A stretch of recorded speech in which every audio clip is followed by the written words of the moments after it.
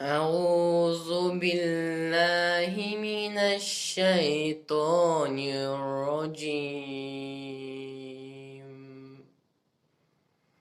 بسم الله الرحمن الرحيم. إذا السماء انشقت وأذنت لربها وحقت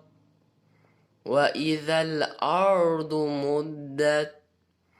وألقت ما فيها وتخلت وأذنت لربها وحقت يا أيها الإنسان إنك كديح إلى ربك كدحا فملاقيه فأما من أوتي كتابه بيمينه فسوف يحاسب حسابا يسيرا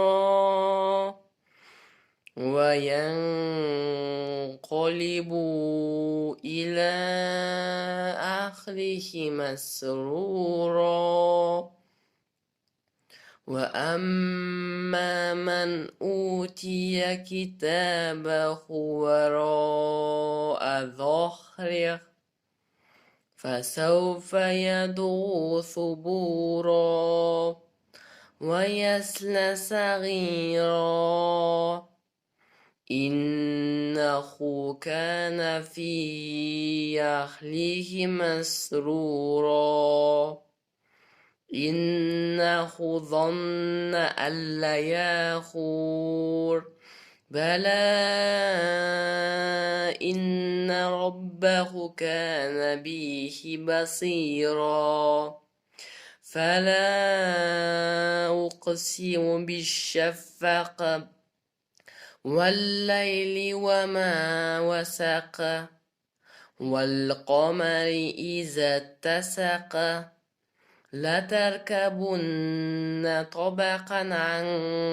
طبق فما لهم لا يؤمنون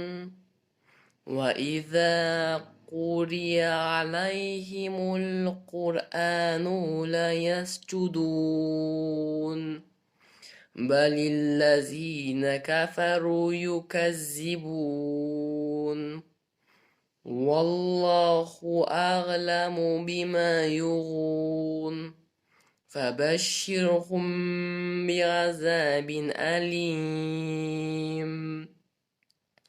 إلا الذين آمنوا وعملوا الصالحات لهم أجر غير ممنون